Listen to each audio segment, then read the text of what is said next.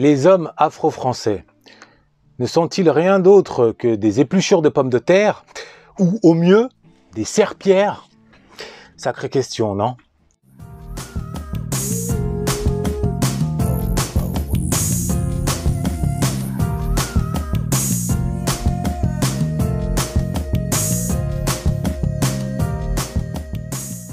Bonjour à toutes et à tous, j'espère que vous vous portez au moins aussi bien que Elizabeth Eckford avait supporté sa dignité devant les crachats du Ku Klux Klan devant cette école de Little Rock.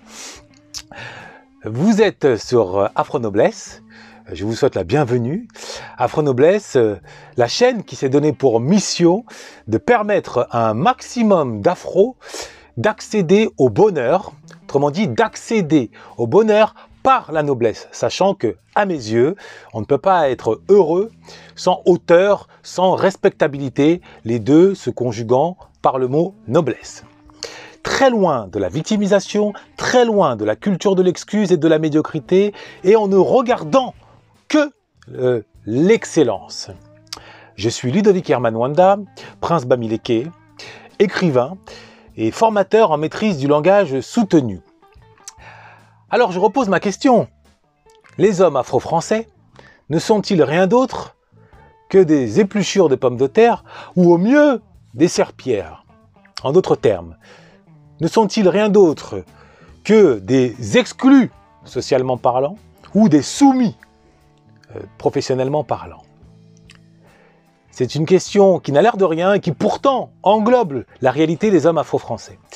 Et je ne vous cache pas que ces dernières semaines, ces derniers jours même, pour être honnête avec vous, bon nombre de proches, et notamment des femmes afro, mais pas que, m'ont demandé, pour ne pas dire m'en sommé, c'était presque un ordre, d'abandonner les hommes afro-français à leur médiocrité, à leur soumission. Estimant que j'étais une forme de Don Quichotte qui dépensait son énergie en vain, tellement elles étaient convaincues, tellement elles sont convaincues, parce qu'elles vivent encore, c'est le présent, que malgré tous mes efforts, les hommes afro-français ne chercheront pas à se libérer des deux carcans qui les emprisonnent pour finalement rejoindre la noblesse que je leur soumets, que je leur propose. À titre individuel, vous ne me connaissez pas encore suffisamment, mais sachez que j'adore relever les défis. C'est, j'allais dire, mon leitmotiv. Depuis tout petit, j'ai toujours apprécié être mis face à des défis, face à des challenges que je devais relever, soit d'un point de vue sportif, j'ai pendant un temps caressé le rêve de devenir basketteur professionnel, soit d'un point de vue intellectuel. J'adorais les dictées, j'adorais les dissertations, j'adorais les concours en tout genre. Bon. Et aujourd'hui, je n'ai pas abandonné ce que je suis et j'adore toujours les défis. Et c'est pour cette raison que j'ai balayé d'un revers de main leurs recommandations en continuant à croire à la portée, à l'efficacité de ma méthode, de ma mission.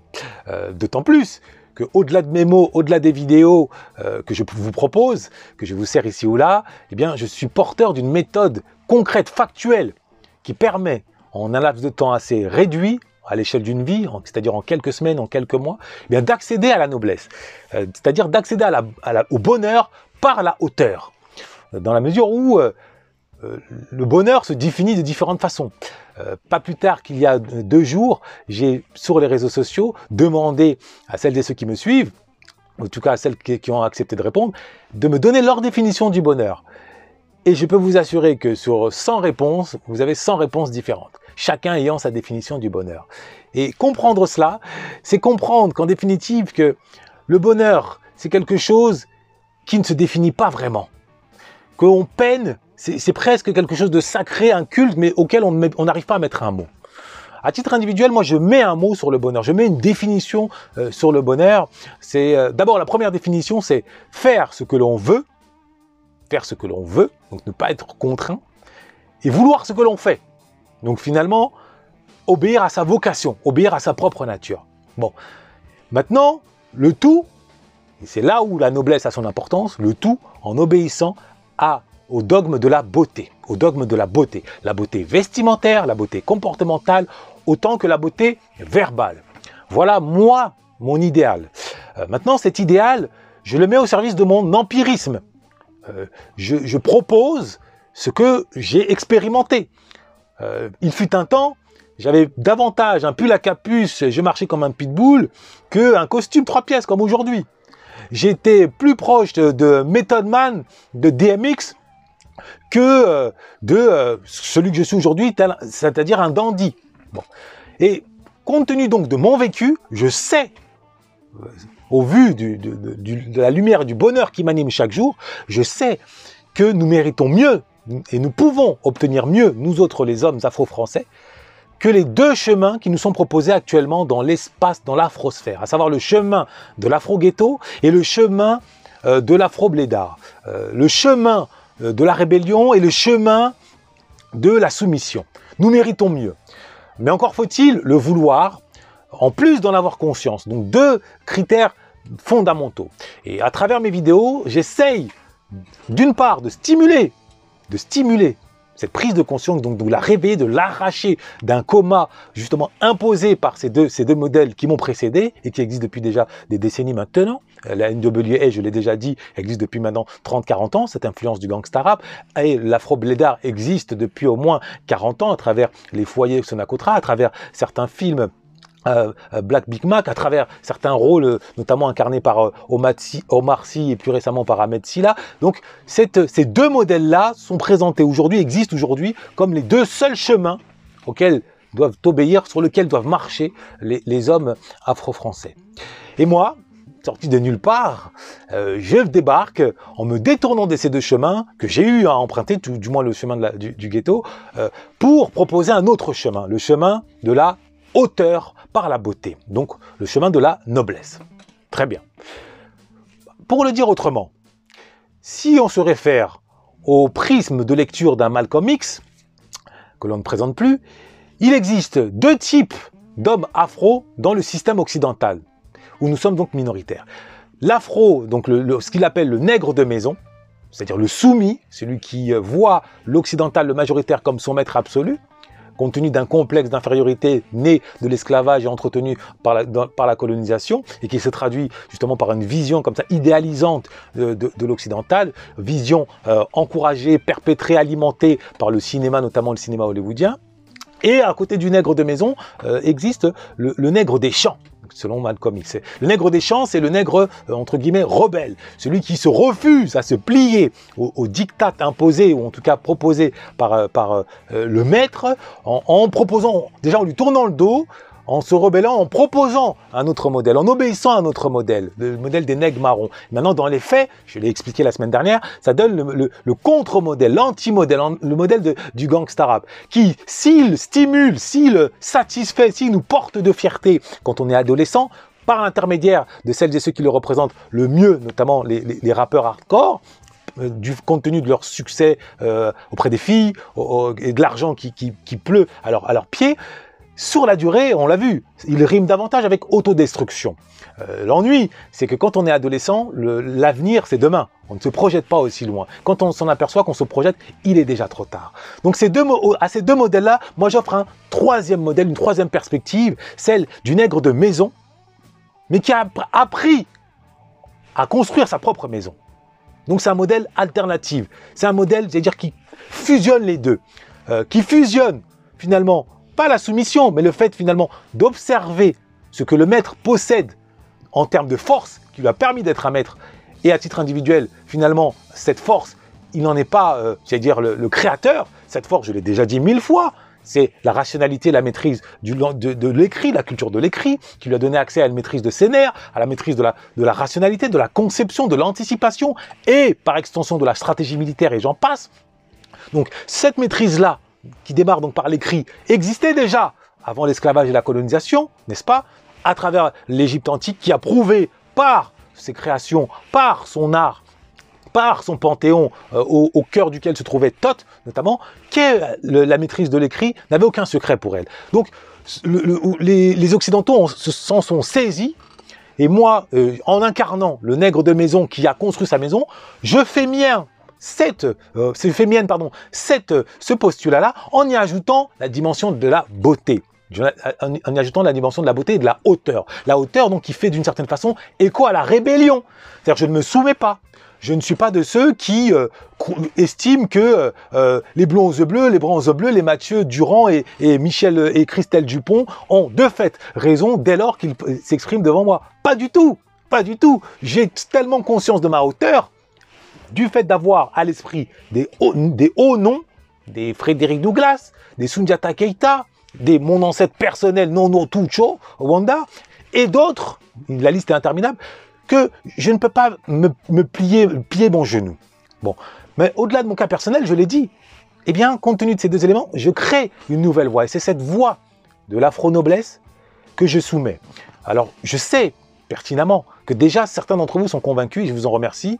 Et je vous invite par ailleurs à liker, pareil à partager mes vidéos. Ça me donne du carburant psychologique. Et je sais également qu'en parallèle face à cela, certains s'y refusent. Tellement ils sont enfermés dans la culture du déni que j'ai déjà développée la semaine dernière, la culture du déni. Et on sait très bien, hein, l'adage nous le dit, on ne redresse pas un fer forgé. Donc pour certains, il est déjà d'une certaine façon trop tard. Il n'empêche qu'au milieu de ces deux extrémités-là, j'ai aussi conscience qu'il demeure une portion de la population de mes frères afro-français qui sont dans l'indécision.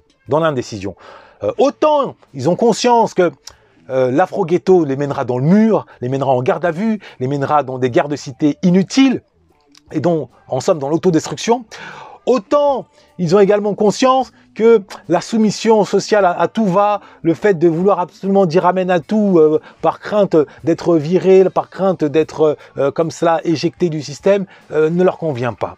Pour autant, ils ne possèdent pas justement les clés qui leur permettraient de déployer ce désir intérieur, cette flamme intérieure. Il n'en demeure pas moins qu'ils possèdent cette flamme. Et c'est cette flamme-là que je vais attiser, c'est ce feu-là que je veux révéler en eux, afin qu'ils puissent me rejoindre sur ce chemin de l'afro-noblesse.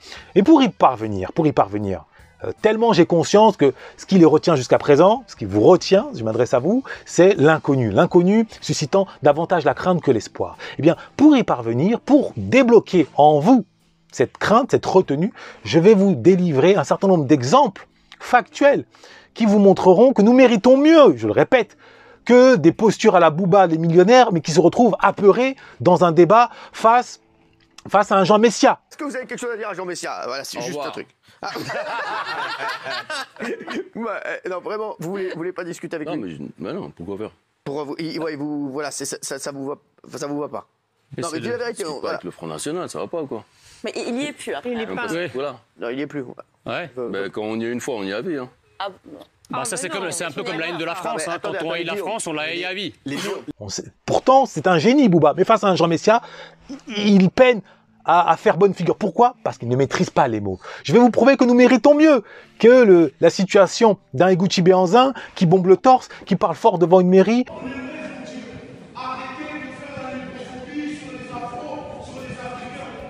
Mais qui, encore une fois, quand il s'agit de se défendre devant la justice, a recours à un avocat et une avocate qui ne ressemblent pas à sa mère ni à sa sœur. C'est-à-dire qu'il ne trouve pas auprès de lui des avocats dignes, issus de notre communauté, c'est-à-dire qui font honneur par l'afro-noblesse. Donc, nous méritons mieux que cela. Et comment? En adoptant le langage soutenu. Mais le langage soutenu, ce n'est pas que des mots guindés. Je vais vous montrer en quoi, dans vos réalités concrètes du quotidien, il vous permettra de marquer les esprits, quand bien même vous seriez socialement en bas de l'échelle, que vous soyez chauffeur Uber, que vous soyez chauffeur de bus, que vous soyez chômeur, vous pourrez, en utilisant un certain nombre de tournures de phrases, face à des marques de mépris, parce que le propre quand on est socialement en bas de l'échelle, c'est qu'on reçoit des cascades de marques de mépris. Simplement, il est possible de réagir. Souvenez-vous, pas de Carlton, de Jeffrey dans Oncle Phil, dans Le Prince de Bel-Air. Comment, malgré son statut de majordome, il parvenait à faire preuve de hauteur, à imposer le respect. Comment? Pas en s'énervant, justement par son verbe et par sa répartie. Et en l'occurrence, ici, on va en venir au fait, il existe un certain nombre de pratiques factuelles.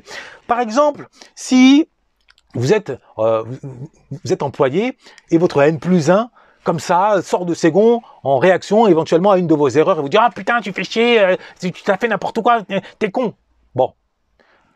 L'afro-ghetto va bondir. « Ouais, pourquoi tu me prends? T'as honte ou quoi? Tu veux te faire une dinguerie ?» Résultat, il va se faire virer. L'afro-blédard va baisser la tête, va encaisser le choc en se disant que de toute façon, il n'a rien à dire. Bon, et là, sa fierté en prend un coup, d'autant plus que si ça se passe en public, il ne pourra plus jamais se regarder dans un miroir si miroir il y a. Eh bien, moi, je vais vous apprendre, à travers ma formation, qui est accessible au CPF, donc vous n'avez plus de raison de ne pas en profiter, je vais vous apprendre, face à ce type d'attaque marquée de mépris, à réagir, à dire, alors, excuse-moi, je comprends que tu puisses sortir de tes gonds, j'ai commis une erreur, j'en suis désolé. Il n'empêche, ceci étant dit, si je puis me permettre, on ne peut pas non plus, je ne peux pas me permettre de te laisser franchir une ligne rouge. Le respect doit quand même primer. Ouais, ce type de réaction, parmi tant d'autres, il existe bon nombre de tournures de phrases contenues dans ma formation. Eh bien, ce type de réaction, je peux vous assurer que d'entrée de jeu, elle va vous permettre de marquer le respect. Il existe aussi d'autres cas de figure. Si vous voulez maintenant, non pas cette fois-ci imposer le respect face à une attaque, mais impressionner. C'est là aussi la noblesse, je l'ai dit, la beauté. Impressionner. Plutôt que de dire, par exemple, que, ah oui, on va dire, Jacques a de bonnes idées, mais il est bordélique ou il manque d'organisation. Eh bien, ma formation vous apprendra à dire autant Jacques a de bonnes idées, autant il manque d'organisation. Le autant, c'est un petit peu comme une virgule à la Ronaldinho, vous voyez? Et ça marque l'esprit. La personne face à vous, tu se diras, oh, quand même, inconsciemment, tu te diras, ah ouais, quand même, il maîtrise ça, il a un esprit qui sait gérer cette technicité verbale. Vous voyez, un autre exemple. Je vais apporter un troisième exemple. Si, par exemple, plutôt que de dire, voilà, ah, j'ai beaucoup réfléchi, vous employez l'expression idiomatique, ah, je me suis creusé les méninges, et je te le cache pas que je me suis creusé à la pelleteuse. Plutôt que de dire, j'ai beaucoup réfléchi. Ça n'a l'air de rien comme ça, hein, n'est-ce pas? Simplement, soyez sûr qu'en utilisant l'expression idiomatique et en l'ajoutant avec un élément de rebond, vous apparaissez comme quelqu'un qui a de l'esprit. Quand bien même vous ne soyez pas doté d'un diplôme de sciences politiques ou de l'ENA. Et encore, dernier exemple, les exemples en foison n'en manquent pas. Plutôt que de dire, par exemple, je regrette, vous disiez plutôt, oh, je nourris quelques regrets. Ou alors, oh, il est gentil. Mais plutôt, oh, il a marqué ou il offre quelques marques de gentillesse, il fait preuve de gentillesse. Constatez par vous-même la différence. Donc c'est ça le langage soutenu. Développer cette oralité, dire l'importance, parce que l'oralité, ensuite, c'est un entretien d'embauche. L'oralité, c'est des gens qui t'écoutent. L'oralité, c'est la clé, c'est savoir mettre le bon mot. C'est tellement important dans une société. Et c'est pareil, je te parlais de racisme, de rapport de force. Si tu sais t'exprimer comme il faut avec les bons mots, la colère, tu la mets de côté, parce que la colère, c'est le manque de mots. Si t'as les bons mots, t'as plus besoin de t'énerver, d'être dans un truc, parce que tu sais que tu peux faire face avec l'oralité. Donc c'est super important de la développer. Ça vous permet de forcer le respect face à une attaque, ça vous permet d'imposer la beauté en étant comme ça précis et en jouant sur la syntaxe. Ça vous permet aussi de montrer à quel point vous avez de l'esprit en utilisant les expressions idiomatiques. Ça vous permet, en clair, d'être noble, quel que soit votre statut social. Ce n'est pas par l'argent qu'on peut être noble. C'est par la beauté, c'est par la hauteur. Donc en somme, aux deux schémas qui nous sont imposés aujourd'hui, à savoir le schéma du pitbull nerveux, mais que l'on met de côté, qui joue au dur uniquement dans le 9-3, mais en ville, qui fait pas le figure, et le schéma finalement de la larve qui s'écrase, moi je vous offre le schéma du lion ailé, c'est-à-dire la force par la hauteur, la force du verbe, par la culture générale, par un langage soutenu, mais avec de la hauteur.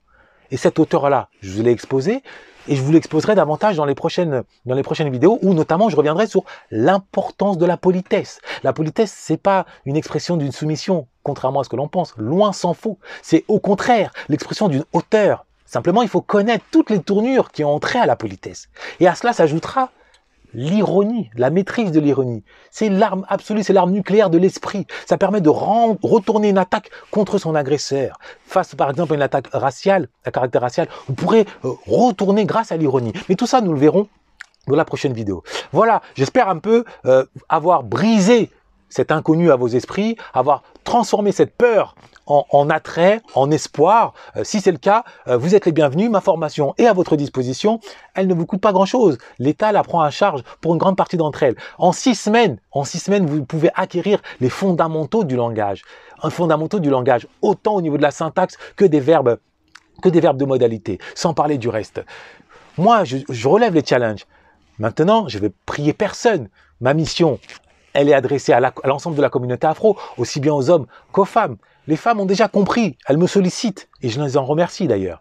Les hommes, sollicitez-moi, sinon, je ne pourrai plus rien faire. Je serai comme Ponce Pilate, je me frotterai les mains en disant, bon ben, votre sort vous est réservé. Je vous laisserai écouter Lino qui dit, oui, Kaira dans la sang, on ne peut pas changer, on ne peut pas changer. Si, on peut changer, encore faut-il le vouloir. Moi, j'incarne ce changement. L'éducation, de façon générale, associe la maîtrise du verbe à la lecture. L'école apprend à lire, écrire, compter. Hélas, quand on regarde bien dans le détail, en tant qu'ancien malade, on s'aperçoit qu'on apprend à parler, ou en tout cas on commence à prendre goût, d'abord via l'oralité. Ce n'est pas moi qui le dis, c'est François Zolto. Il faut évoluer dans un bain de langage. Et quand les parents, quand à la maison on vous parle soninké ou wolof, quand dans la rue on vous parle wesh wesh, lorsqu'à l'école vous ne pouvez pas non plus prendre la parole, vous ne pouvez pas vous saisir de cette langue qui pourtant normalement vous appartient, eh bien vous êtes ce que j'appelle un orphelin de la langue. Et c'est ce qui condamne un certain nombre de jeunes. Il faut savoir que 20% des jeunes, des enfants, arrivent au collège sans maîtriser le verbe. Or, derrière ce 20% républicain se cache une réalité beaucoup plus ethnique, beaucoup plus électrique et qui, on l'a vu, creuse un fossé dit identitaire. J'incarne cette renaissance. À 20 ans, j'ai changé. J'ai à mon passif 4 incarcérations dont je ne tire aucune fierté. Il n'empêche que j'ai réussi à changer à travers ma volonté. Maintenant, je ne vous demande pas d'accomplir un tel acte. Je vous demande simplement de comprendre qu'un frère est là pour vous aider au nom d'une mission, parce qu'il croit en Dieu. Dieu lui a donné cette mission-là, en tout cas le pense-t-il. Et cette mission, il la met à votre service. À vous de savoir ce que vous voulez. Est-ce que vous voulez qu'un policier vous demande quelle est l'adresse de votre tailleur tellement vous êtes noble avec vos vêtements, ou plutôt qu'il vous demande vos papiers? Est-ce que vous voulez qu'en entreprise, les gens ont peur, hésitent à 2 fois à vous parler parce qu'ils savent que votre répartie est coupée au couteau, ou alors vous écrasent avec leurs mots tellement ils savent que non, soit vous n'allez pas pouvoir répondre, ou soit vous allez répondre avec agressivité, ça va leur permettre de vous virer. Voilà les réalités à laquelle vous êtes confrontés et à laquelle vous devez apporter une réponse. Qu'est-ce que vous voulez devenir réellement? Qu'est-ce que vous voulez devenir?